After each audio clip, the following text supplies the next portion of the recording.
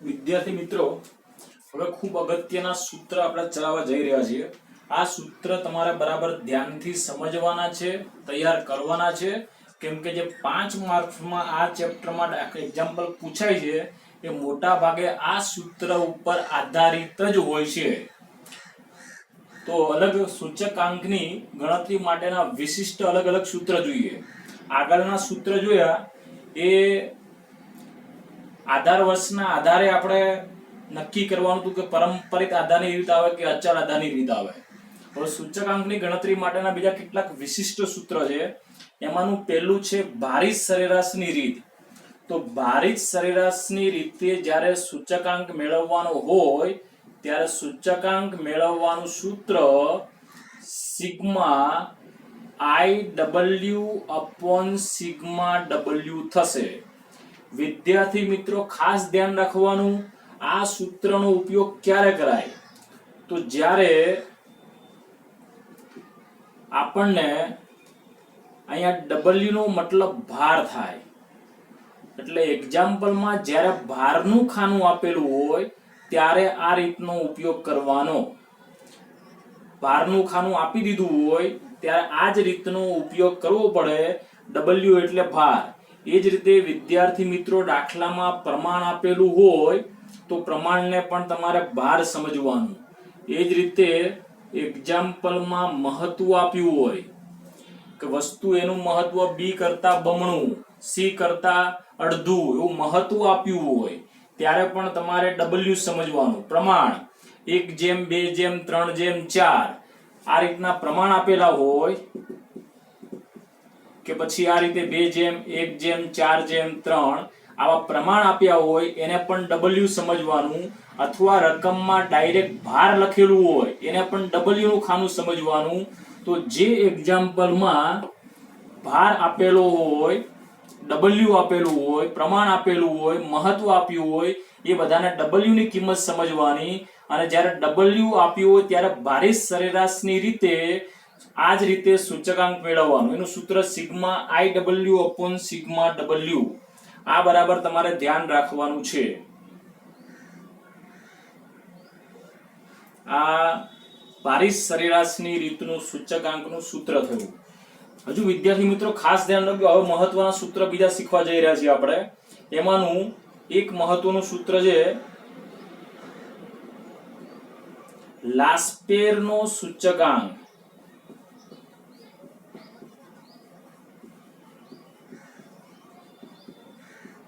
લાસ્પેરનો સૂચકાંક. તો લાસ્પેરના સૂચકાંક મેળવવાનું સૂત્ર, સૂચકાંક માટેની સંજ્ઞા I છે. I એટલે સૂચકાંક. તો આ એટલે સૂચકાંક, લાસ્પેરમાં L આવે એટલે IL. લાસ્પેરના સૂચકાંકને સંકેતમાં IL કહેવાય. તો લાસ્પેરનો સૂચકાંક બરાબર sigma P1 Q0 upon sigma P0 Q0 ગુણ્યા 100. આ લાસ્પેરનું સૂચકાંક મેળવવાનું સૂત્ર છે. એટલે ગમે ત્યારે લાસ્પેરનો સૂચકાંક મેળવવાનો હોય તો એનું સૂત્ર આવશે sigma P1 Q0 upon sigma P0 Q0 ગુણ્યા 100. P એટલે પ્રાઇસ, મતલબ કે ભાવ, અને Q એટલે ક્વોન્ટિટી, મતલબ જથ્થો. 1 લખેલું હોય તો ચાલુ વર્ષનો ભાવ કે ચાલુ વર્ષનો જથ્થો કહેવાય. 0 હોય તો આધાર વર્ષનો ભાવ કે આધાર વર્ષનો જથ્થો કહેવાય. પ્રાઇસ એટલે ભાવ થાય અને Q એટલે ક્વોન્ટિટી, એ જથ્થો થાય. આ યાદ રાખજો ખાસ.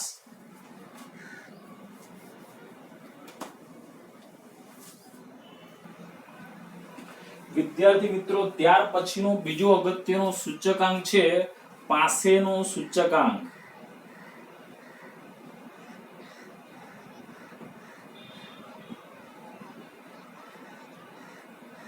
પાસેનો સૂચકાંક.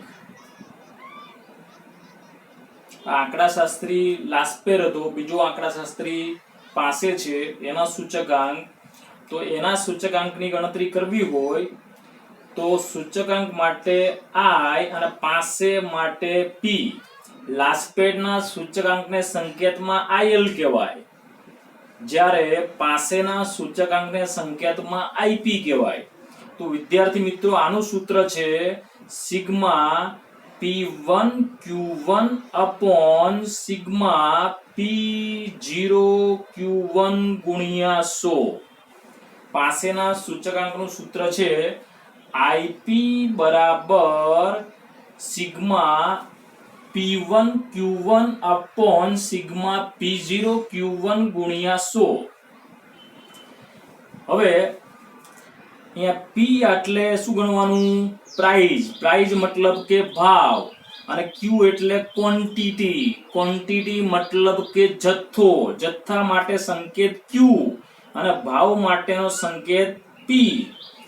1 હોય તો ચાલુ વર્ષનો ભાવ કે ચાલુ, અને 0 હોય તો આધાર વર્ષનો ભાવ. 1 હોય ત્યારે Q1 એટલે આધાર વર્ષનો જથ્થો. વિદ્યાર્થી મિત્રો ત્રીજો સૂચકાંક છે એ ફિશરનો આંક છે. ફિશરના આંકનું સૂત્ર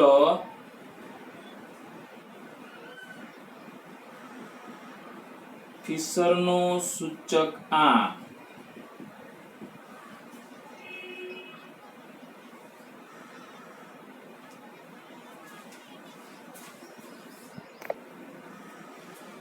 વિદ્યાર્થી મિત્રો ફિશરનો આંક છે, આપણે અહીંયા ઉપર લખીએ તો ત્રીજો મહત્વનો સૂચકાંક છે. 3 મહત્વના છે, મોટા ભાગે ત્રણેય સાથે પૂછાતા હોય છે. ફિશરનો સૂચકાંક. ફિશરનો સૂચકાંક મેળવવાનું સૂત્ર. વિદ્યાર્થી મિત્રો પહેલા ફિશરનો આંક છે એ તમને ખાસ ચલાવી દઈએ પેલા કે ભાઈ ફિશરનો સૂચકાંક કોને કહેવાય. તો એની વ્યાખ્યા ફિશરના સૂચકાંકની ધ્યાનથી સાંભળજો. લાસ્પેડના સૂચકાંક અને પાસેના સૂચકાંકના ગુણોત્તર મધ્યકને ફિશરનો સૂચકાંક કહેવાય. તો એના વ્યાખ્યા પ્રમાણે સૂત્ર બનશે. ફિશર માટે સંજ્ઞા છે IF.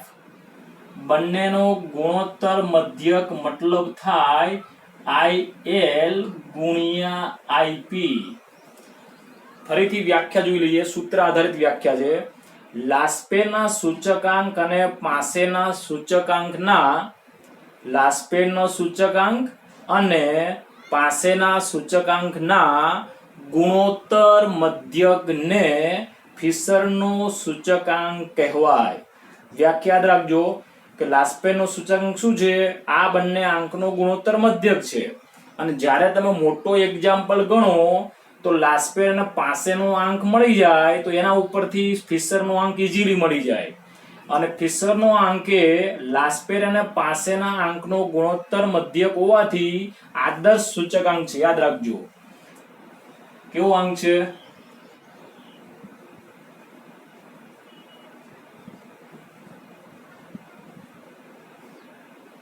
આદર્શ સૂચકાંક.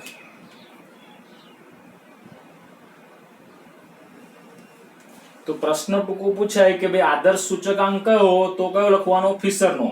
લાસ્પેડ અને પાસે છે એના કરતા પણ આ બધા કેવો છે? શ્રેષ્ઠ છે, કેમ કે એની ગણતરીમાં ગુણોત્તર મધ્યકનો ઉપયોગ થાય છે. હવે વિદ્યાર્થી મિત્રો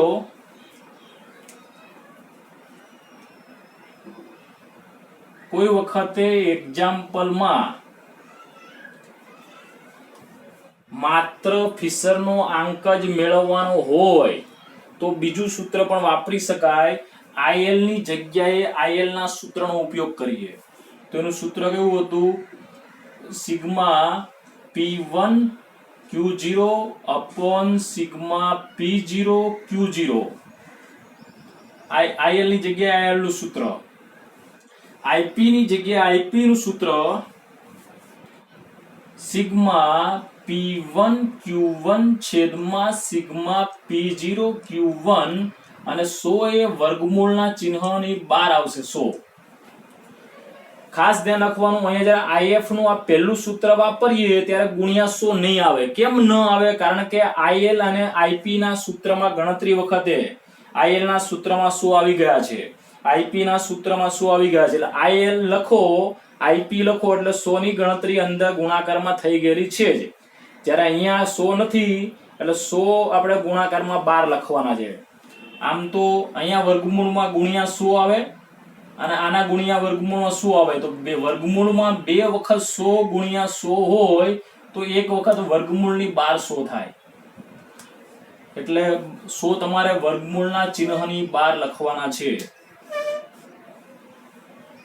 હવે વિદ્યાર્થી મિત્રો બીજા કેટલાક અગત્યના મુદ્દા જેમ કે જોઈએ કે જ્યાં P0 નો મતલબ શું થાય? તો P0 નો મતલબ ચાલુ વર્ષનો ભાવ, સોરી P એટલે આધાર વર્ષ, આધાર વર્ષનો, P0 એટલે આધાર વર્ષનો ભાવ.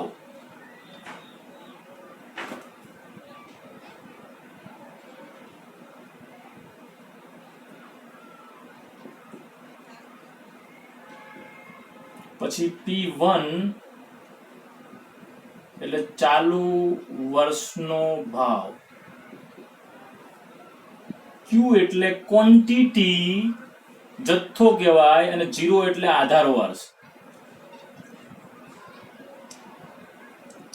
આધાર વર્ષનો જથ્થો.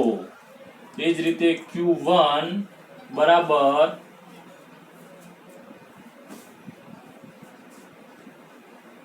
ચાલુ વર્ષનો જથ્થો.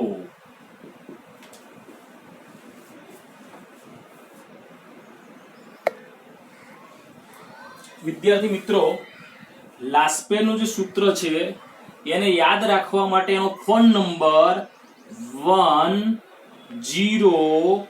1000 મતલબ 1000.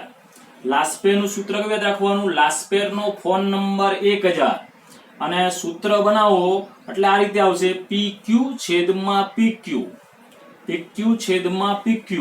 તો અહીંયા 1000 લગાવી દેવાના. આગળ લખવાનું સિગ્મા ગુણ્યા 100 એટલે આ બની ગયું લાસ્પેરનું સૂત્ર. તો લાસ્પેરનો ફોન નંબર કયો? 1000. પાસેના સૂચકાંકનો નંબર 1101.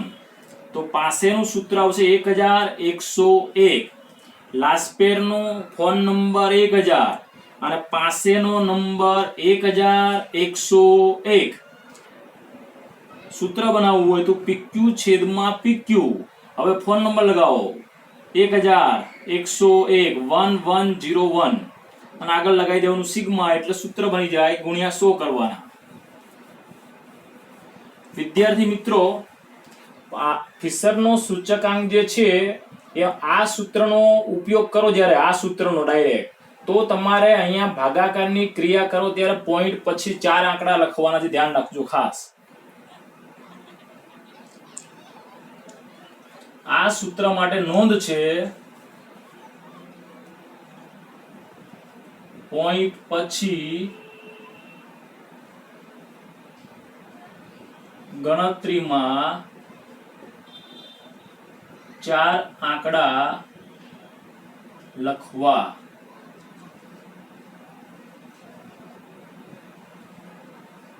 આ સૂત્રનો ઉપયોગ કરો તો પોઈન્ટ પછી હંમેશા ગણતરીમાં 4 આંકડા જ લખવા. હવે વિદ્યાર્થી મિત્રો કેટલાક મુદ્દાઓ આપણે જે લખવાના છે એ ખાસ યાદ રાખજો, એની વારંવાર જરૂર પડશે. યાદ રાખો એટલે કે મસ્ટ રિમેમ્બર.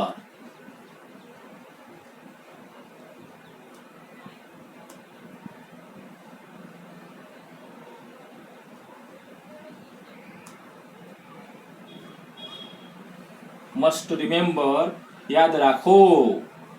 તો અહીંયા 1 ટન હોય તો એનો મતલબ 1000 કિગ્રા થશે. 1 ટન બરાબર 1000 કિલોગ્રામ. એ જ રીતે 1 મણ હોય તો 1 મણમાં કેટલા કિગ્રા હોય? 20 કિલોગ્રામ. 1 મણ એટલે 20 કિલોગ્રામ. 1 ક્વિન્ટલ એટલે 100 કિલોગ્રામ.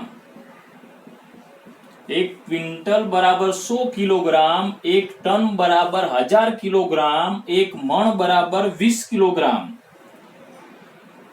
પછી 1 કિલોગ્રામ હોય તો એમાં 1000 ગ્રામ થશે। 1 કિલોગ્રામ બરાબર 1000 ગ્રામ। 1 લિટર બરાબર 1000 મિલીલીટર। 1 લિટર બરાબર 1000 મિલીલીટર। અને આ ખાસ ધ્યાન રાખવાનું, 1 ડઝન એટલે 12 નંગ અને 1 કોડી, પતંગ યાદ કરો, પતંગ હંમેશા કોડીમાં મળે, તો 1 કોડીનો મતલબ થાય 20 નંગ। એક્ઝામ્પલમાં એકમમાં ફેરફાર કરવા માટેની જરૂર પડશે। 1 ટન એટલે 1000 કિલોગ્રામ, 1 મણ બરાબર 20 કિલોગ્રામ, 1 ક્વિન્ટલ એટલે 100 કિલોગ્રામનો જથ્થો થાય। 1 કિલોગ્રામ હોય તો 1000 ગ્રામ, 1 લિટરમાં 1000 મિલીલીટર, 1 ડઝન એટલે 12 નંગ। કેળાની ખરીદી કરતા હોઈએ ત્યારે 1 ડઝન કેળા એટલે 12 નંગ, અને પતંગની ખરીદી કરો એ કોડી પ્રમાણે હોય, 1 કોડી એટલે 20 નંગ થશે। આ એકમો પણ તમારે યાદ રાખવાના છે, એની પરીક્ષામાં જરૂર પડશે જ। અને પરીક્ષામાં વિદ્યાર્થી મિત્રો મોટા ભાગે લાસ્પેર, પાસે અને ફિશરના આંક વાળો 5 માર્ક્સનો એક્ઝામ્પલ લગભગ 99.99% આ જ દાખલો પૂછાય છે, અને આ દાખલા માટે આની જરૂર પડશે જ। વિદ્યાર્થી મિત્રો જ્યારે આવા મોટા લાસ્પેર, પાસે અને ફિશરના દાખલા ગણતા હોઈએ એવા દાખલામાં જો રકમમાં કુલ ખર્ચનો ઉલ્લેખ હોય તો કુલ ખર્ચનો મતલબ શું થાય? તો કુલ ખર્ચનો મતલબ જથ્થો ગુણ્યા ભાવ બરાબર કુલ ખર્ચ। જથ્થો ગુણ્યા ભાવ બરાબર કુલ ખર્ચ। તો એનો મતલબ કે આને કુલ ખર્ચ કહેવાય, આને કુલ ખર્ચ, આ કુલ ખર્ચ, આ કુલ ખર્ચ। જથ્થો અને ભાવ, જથ્થો એટલે ક્વોન્ટિટી અને ભાવ એટલે પ્રાઇસ પી, તેનો બંનેનો ગુણાકારને કુલ ખર્ચ કહેવાય। તો જ્યારે દાખલામાં કુલ ખર્ચ આપેલો હોય એવા દાખલામાં કાં તો જથ્થો નહીં આપ્યો હોય અને કાં તો ભાવ નહીં આપેલો હોય। યાદ રાખો ફરી એકવાર, જો રકમમાં કુલ ખર્ચનો ઉલ્લેખ કરેલો હશે તો એવા દાખલામાં કુલ ખર્ચ આપ્યો હશે અને આ બે માંથી એક જ ખાનું આપેલું હશે, પણ એક્ઝામ્પલ ગણવા માટે બંનેની જરૂર પડે। તો કુલ ખર્ચના આધારે તમારે જથ્થો કે ભાવની ગણતરી કરવી પડે। તો માનો કે આપણે ભાવને કરતા બનાવીએ તો જથ્થો અહીંયા ગુણાકારમાં, સામે ક્યાં જશે? ભાગાકારમાં। તો સૂત્ર બનશે કુલ ખર્ચ છેદમાં જથ્થો, અને જથ્થાને કરતા બનાવો તો જથ્થો બરાબર, જથ્થાને કરતા બનાવો તો ગુણાકાર, ભાવ ગુણાકારમાં, સામે છેદમાં, તો સૂત્ર બનશે કુલ ખર્ચ છેદમાં ભાવ। તો વિદ્યાર્થી મિત્રો કુલ ખર્ચને જથ્થા વડે ભાગી નાખો તો ભાવ મળે, અને કુલ ખર્ચના ખાનાને ભાવ વડે ભાગો તો જથ્થો મળે। એટલે જે દાખલામાં, ફરીવાર, જે દાખલામાં કુલ ખર્ચ આપેલો હોય એમાં કાં તો તમારે ભાવ શોધવો પડે અને કાં તમારે જથ્થો શોધવો પડે। તો કુલ ખર્ચ ભાગ્યા જથ્થો કરો તો ભાવ મળી જાય, અને કુલ ખર્ચ ભાગ્યા ભાવ કરશો તો જથ્થો મળશે। ટૂંકમાં કુલ ખર્ચને તમારે જથ્થા કે ભાવ વડે ભાગવા પડે।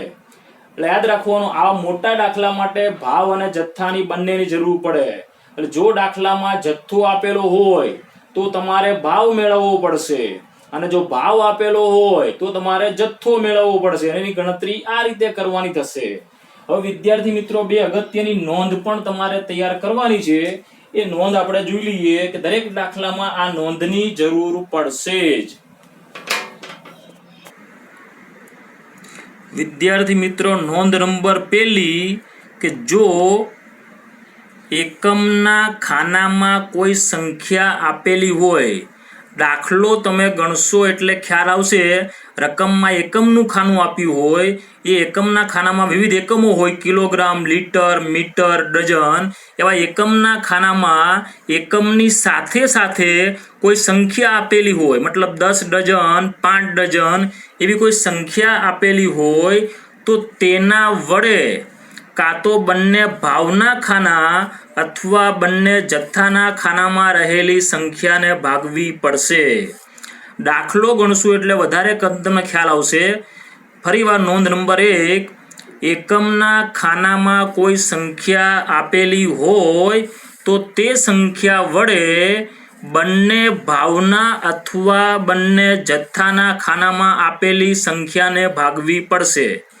નોંધ નંબર 2, જો એકમના ખાનામાં રહેલા અને જથ્થાના ખાનામાં રહેલા શબ્દો મતલબ કે એકમો સમાન ન હોય તો સમાન બનાવવા પડે અને નોંધ નંબર 1 મુજબ ફેરફાર કરવો પડે. મતલબ કે એકમનું ખાનું આપ્યું હશે અને જથ્થાનું ખાનું, એ બંનેમાં લીટર, મીટર, કિલોગ્રામ, ડઝન એવા નંગ એવા અલગ અલગ એકમો હશે. એ એકમો કેવા હોવા જોઈએ? સમાન. જો એકમો સમાન ન હોય તો સમાન બનાવવા પડે અને સમાન બનાવ્યા પછી નોંધ નંબર 1 મુજબ તમારે ફેરફાર કરવો પડશે. બંને નોંધ પણ તમારે કમ્પ્લીટ તૈયાર કરવાની છે, જેની દરેક દાખલામાં વારંવાર જરૂર પડશે જ. તો સૂત્ર અને આ નોંધ અને વધારાની યાદ રાખવાની માહિતી બધી જ તમારે કમ્પ્લીટ તૈયાર કરવાની છે અને ચોપડામાં વ્યવસ્થિત લખવાની છે.